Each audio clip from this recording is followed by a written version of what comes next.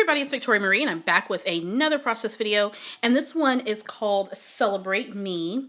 And even though the subtitle of this layout is Celebrate a Story Shared, I'm going to call this Celebrate Me.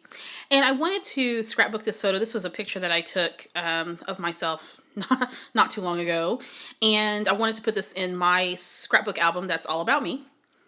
And this is going to be an 8.5 by 11 because I'm just really enjoying scrapbooking in 8.5 by 11s. I actually do this more often than what you actually see in a process video, is I do a lot of these 8.5 by 11 layouts because there's less real estate on the page, and particularly if I'm just doing one photo, this size works best for that.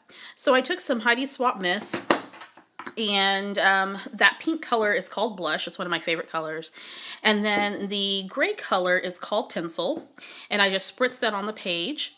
Then I'm going to do some stamping with one of my large stamps, and I think this stamp is from, I want to say, oh, it's from Inka Dinka Doo, and it just has some kind of text, looks like it's written in cursive.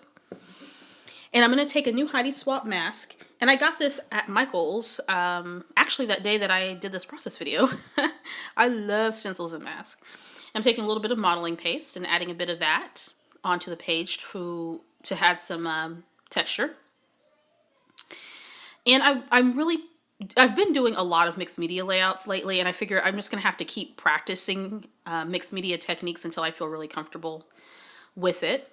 And I found that what works best for me is keeping it controlled as possible, because I feel comfortable doing that while still sort of achieving the texture and that type of thing on the page and the interest, which is why we like mixed media so much. Well, at least I do, because of all the texture and the layers.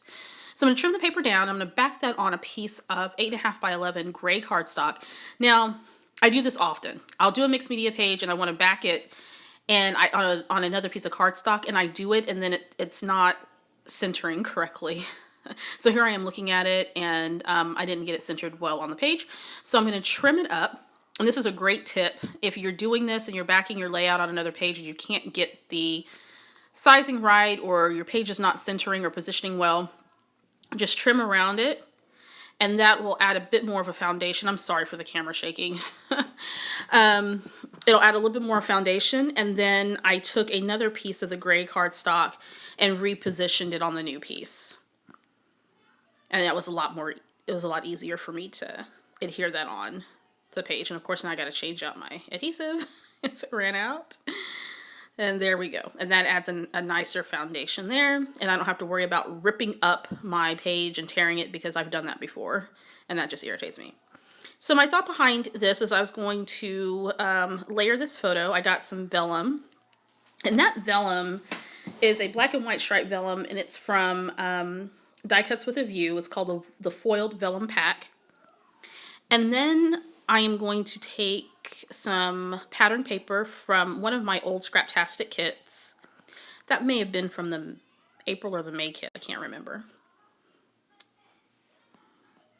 I'm really trying to use up all of my kits. I've got so many kits just laying around, and that's not like me. I usually use them up. So my idea is that the photo is just going to run off the layout. I'm looking for something else to layer behind there. So I grab a cut apart. Actually, it was a tear apart that came with the kit, and it was exclusive to the Scraptastic kit. It came in a 4x6 size, and it had all these different strips that you can just kind of tear them off. And now I'm grabbing some labels, and I'm looking to attach some tabs there on the side. And I'm doing just a bit of layering on the left side of that photo. So I grab a tab that's exclusive to Scraptastic, and then this cut apart that's also exclusive to Scraptastic. All of this is from my Scraptastic kit, with the exception of that vellum that was not a part of that. And I'm about to add a tag from American Crafts. You can see that to the left-hand side of my mat. So I'm trying to decide not how many, if I'm going to use that, that label, which I think I just kind of abandoned that. And I'm like, oh, am I going to use another tab? Nope, but I do have that tag. So I'm going to cut that and adhere that on there as well. And I'm going to add some twine to that. And usually at this point when I'm adding twine to these tags, I don't know if I should keep like the string long or short. I don't know. Because if I keep it long, which I do originally, is kind of keep it long. It looked kind of odd on the page, so I eventually trimmed it. So I'm adhering this entire piece to my layout, and then I'm going to cut off the excess portion, the pattern paper in the photo. And there we go. I love orientating my photos like that. I think it just is a really cool effect on a page. Now there I go with that label again, trying to figure out if I'm going to use it. And I end up just giving up on it because then it just doesn't look all that great to me there. And then I try something else and that's not going to work either. And then I just set it to the side and move on. So I think what I'm going to do next is work on the title. Oh no, I find this doily and I want to use the doily in some way. So I pull up that cluster again and I lay that doily down and that's perfect. That added that finishing. So that looks good to me. Now I'm going to work on the title, which says Celebrate a Story Shared. And I thought originally I was going to do a lot more journaling on this, but I decided not to. And I'm going to add I believe the word celebrate is a Heidi Swap die cut. I think it's like an acrylic die cut. And then I'm going to add some vellum die cuts at the top. That little box there says day and month, and so I'm going to add the date. And then there's another little vellum die cut, and it says hello friend. And actually the hello friend means absolutely nothing on this page since it's just about me, but I like the black and white stripe, so I put it on there. And then I'm going to do a little bit of journaling on the page here in a few, adding some extra adhesive. I pull out some of these really cool font stickers from Studio Calico. They're alpha stickers. I'm going to put the date, which was May 6th that I took this picture.